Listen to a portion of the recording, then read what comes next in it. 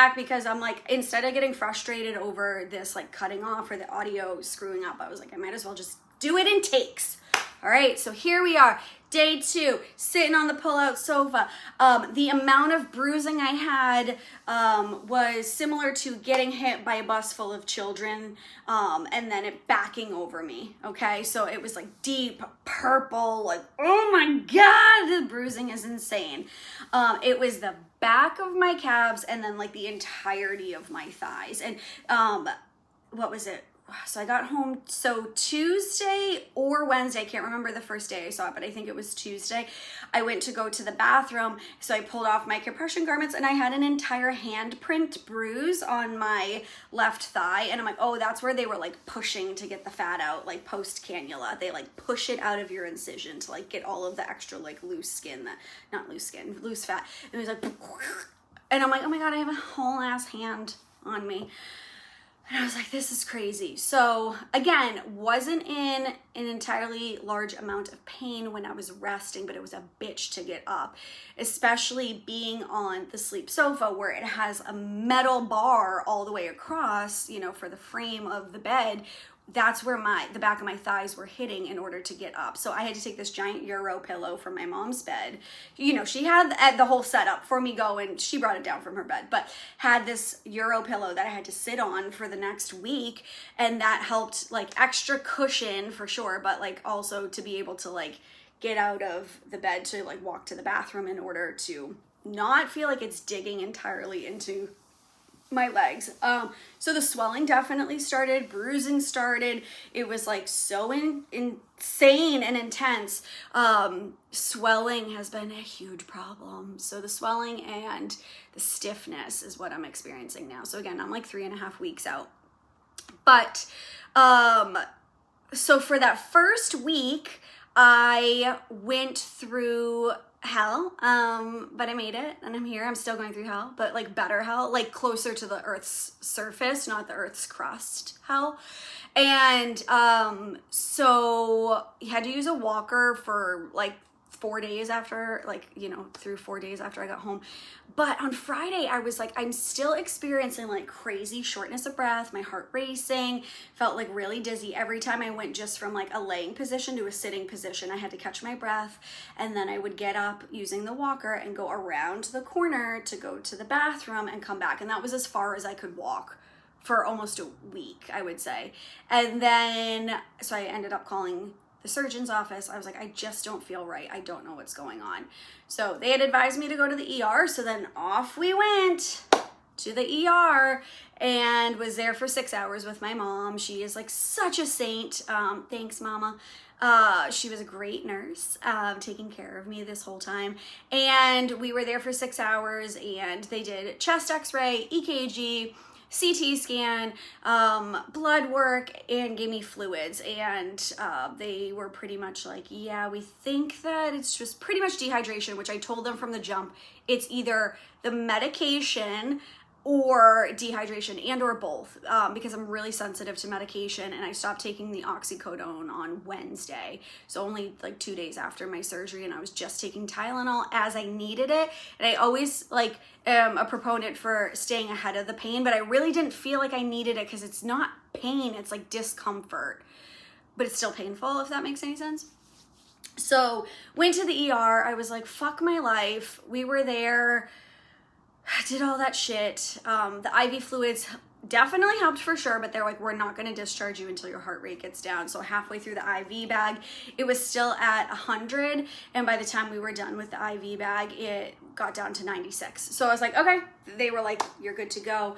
So went home, passed out, whatever. So a lot of like what has been happening is like, I feel like I'm making progress and then I'm stepping back. And then I'm like, okay, I feel kind of okay today, and then I have a bad day. So it's been a lot of that for sure. After that, I would definitely tell you I am still somewhat short of breath, and my heart racing a little bit, but the dizziness has gone away. They gave me Zofran for the nausea just in case I needed it, and I have not actually needed to take it, thankfully. And let's see. So that was like pretty much week 1. I had lots of gifts. I'm like super, super grateful for family and friends sending me flowers and snacks and coloring books and like all of this stuff, you know, pajamas, things to make me feel better. So I'm like super, super appreciative that everybody thought of me, like a million text messages and, you know, just checking in. I really appreciate everybody. And I was like, if I'm not up to responding, I'm not. I hope that didn't just fuck this up. I feel like this is a soap opera because I'm doing in like multi-scene and we're like, and cut. You know, I don't feel like my bronzer is that orange in person, but like compared to my pasty ass lipedema arms, as my brother also calls them, my lunch lady arms, fuck you for that. Look at the color difference. Trump, Katie. Ugh. I call it a healthy glow, but apparently my body doesn't want to match that. Okay, anyway, it's not that bad in person, guys. Okay, so went to the ER, have been making progress, Zofran, all that shit. So I want to say it was like 5 days after my surgery, I could then finally make it to the kitchen to refill my water. And I did that twice. And I was like, oh my God, leaps and bounds. Like, we're getting so much better. Love this for me. So it's like, you know, progressing slowly from there, stopped using the walker. I think 4 or 5 days in, stopped using the walker. So definitely like good progress. But the swelling is like still super intense. And then I feel like rigor mortis is setting in. So on the outsides and the backs of my calves, it's super, super, super tight. Like it feels like hard as a rock. And I'm like, what in the actual fuck? So this is actually the fibrosis stage of the tissue healing. So this is part of like what is supposed to be happening to my body. But I just feel like fluid is trapped and it's like rock hard and it just like hurts to get around. So I was like definitely penguin waddling up until truthfully yesterday, which is week 3. No, today. Oh my God, no, I'm thinking it's Wednesday. It's only Tuesday. So I'm only 3 weeks and a day out. I'll keep telling you 3.5 weeks, but we're going to round up. And, so penguin waddling. Oh, and I forgot to mention this because they put me on blood thinners for the first 2 weeks. I would get these like waves of like shivering from my toes all the way up. It was like, often I would have, because I have to sleep with my compression leggings on. I have to wear them, with the exception of showering, I have to wear them 24 hours a day. And I would be like sweatshirt, compression, 4 fleece blankets and still shivering to the bone. I'm like, Mom, can you turn on like the gas stove? Mom, can you turn up the heat? She's like, what the hell? It is so hot in here. I'm like, I'm freezing cold. So that was not fun. I think I've like definitely regulated after like a week and a half. So, you know, I'm back to just like sleeping pretty normally, but still got my fleece blankets going just in case. But yeah, it's just been like absolutely crazy. So rigor mortis has set in, penguin waddling.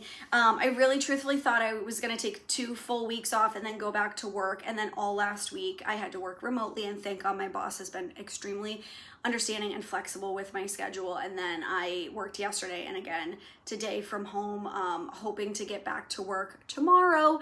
And then, she also had offered like if a full day is too much, you can go home like halfway through the day or whatever you need. So I need to get back to like some normalcy in my life. So I'm hoping that I can take a stab at going tomorrow, seeing how I feel, just because I feel like being sedentary is not always the best either. So I need to like get out there.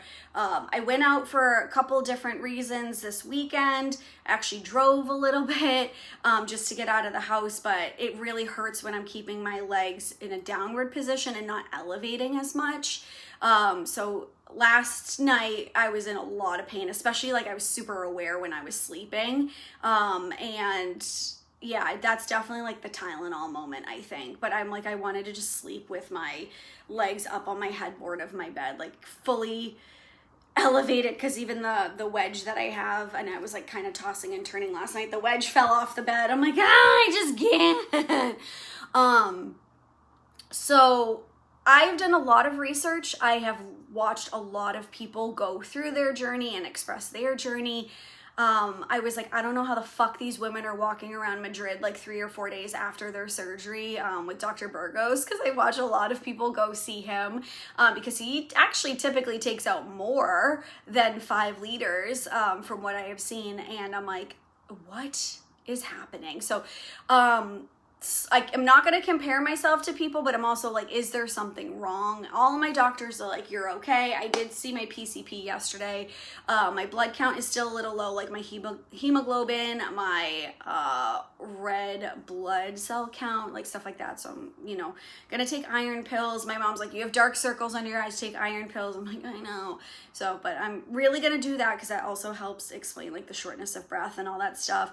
I'm going to go for an ultrasound for venous insufficiency. Perhaps I have that, where I think I probably do. You know, and I actually am leaving in a few minutes to go to my second OT appointment for manual lymphatic drainage. My doctor was not like gung-ho on starting it within the first 2 weeks because he knew it was going to be painful, but then I do see other people get MLD like day 2 after their surgery. So I'm going to maybe for the next surgery try to figure out a better way in which we can come up with a better plan for doing it, because I do feel like moving the fluid, as painful as it is, might help. Just because my mom was doing it, I was trying to do it, but it was just like still so challenging. And my mom's like basically like hovering her hand over my leg like the first few days. I'm like, that hurts. She's like, I'm not even touching you. I mean, it was bad. Now I'm like, you could like push and manipulate, and like my legs are like Play-Doh and you're like molding them. You know, it hurts, absolutely. And it's still super numb like when I shave. But I'm getting back to myself a little bit. But I mean, there's probably so much more that I'm like missing out on. But top notes, surgery was successful. Had to go to the ER. I saw my surgeon last week. He was like very pleased with the progress and everything. He originally told me we could schedule out every 3 months for the surgeries. And he's like, let's do every 6 months. And I'm like, thank God, yeah. So I probably won't do my next one till the fall. And it should hopefully be easier, knock on wood, compared to what I experienced. Because this was like full leg for both legs. So yeah, definitely like insanely intense surgery and recovery. And now my fun part is, because I have the most sensitive skin on planet Earth, I have contact dermatitis from where the steri strips were. So they finally all like fell off. We're good to go. And now I have these giant red raised marks. Like you can see where the steri strips are. Some of it is blistering. And I'm like, ugh. I mean, it's just like, if it's not one thing, it's another. And I'm like, why is my body hating me so much? But still trying to take good care of myself, trying to take it easy. Like, I know when to stop. My mom and I went for a drive, I think like 5 days after my surgery, and we were out for like an hour. And I'm like, okay, it's time to go home. Like, this is too much. I got to get my legs up. Like, I know when to slow down and stop myself. So I'm not trying to push myself too hard. I am having grace with myself, absolutely. But I do feel like I need to get moving too, because this is what's also going to help push the fluid through. So here we are on that. Hopefully I'll have some more updates for you soon, and I will definitely share some graphic, nasty bruising photos if you guys want. But thank you for tuning in, and I will see you soon.